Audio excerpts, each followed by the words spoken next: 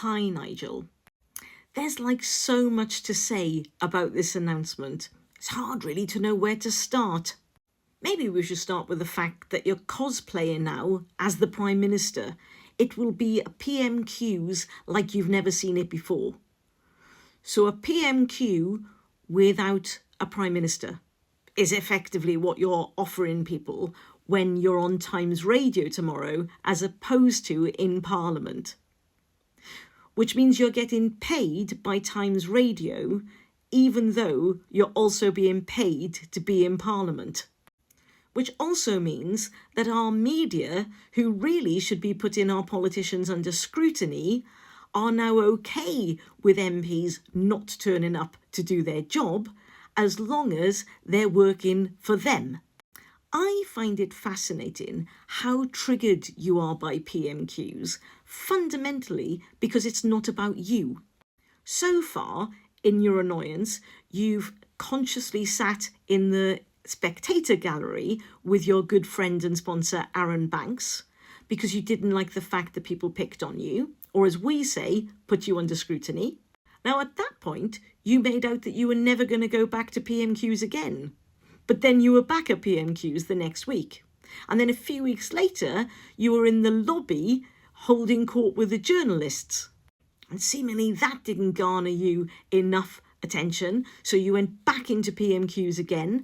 And now you're being paid double whammy because you're also paid as a Member of Parliament for Clacton.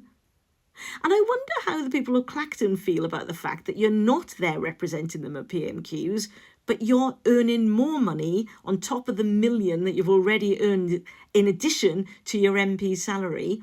You're earning more money tomorrow, basically on their ticket. Anyway, I'll play along with you. I've got some questions for you tomorrow at the MP question time that you're doing on Times Radio, because you're not the PM. Firstly, can I ask why the voters should trust you, given that you have a track record of promising so much, but then changing your mind? Like, I know it's because none of your policies are thought through, because you're incapable of critical thinking. But I don't think everybody's aware of that, as in this truly is a track record of you as a politician or a wannabe politician. So maybe you could address that. Then off the back of that, maybe you could explain why it's so hard for people to stop being a member of Reform. Because that would imply that your numbers are slightly inflated due to admin error. Then could you explain why you're always resistant to vetting people in your party? Because it seems to me that is an ongoing issue for you. Going back to can you be trusted? Why, when people voted for your councillors because you were explicit that you would be cutting taxes, have nearly all your councils now announced that they will in fact be increasing the council tax this year? Oh, not a question, but maybe you could take the opportunity of having the microphone to actually give an apology to the grooming gang survivors who you, I now think, deliberately misrepresented in a national press conference. It's been 2.5 months since they demanded an apology from you, but you've said nothing since. Now here's something for you to pontificate on during your mock MPQ tomorrow. Let's talk about who is actually paying for all this polling? Because it seems like whoever's paying for it is getting a really good deal, aren't they? In terms of the press coverage, and indeed Reform get really good press coverage out of all this polling. I wonder whether you've been advised about the bandwagon effect.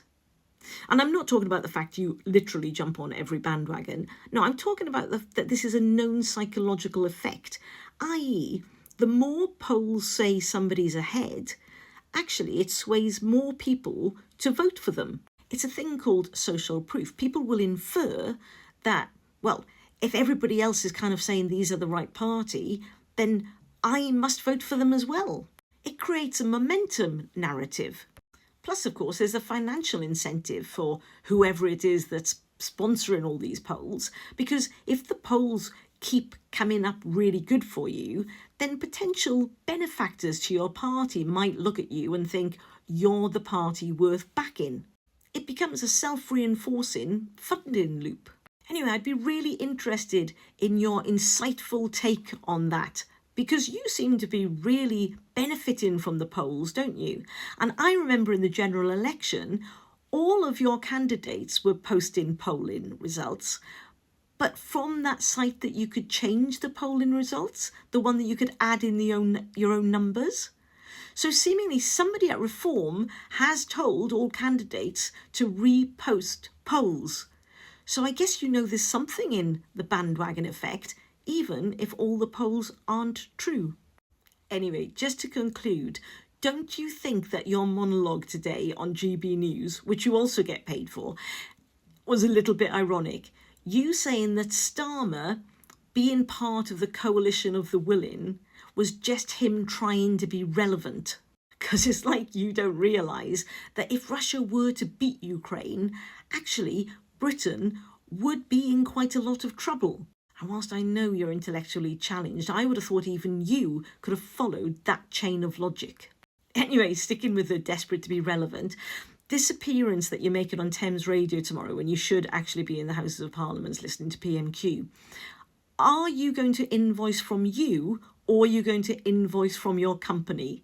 I was just wondering whether the media are actually supporting your legal but very cunning tax evasion. Oh God, that's just reminded me of another question. Why did you lie about buying that house close to Clacton? And where did your partner get all that cash from? I nearly forgot. Put it under the title Stamp Duty. All right, good times, as you were.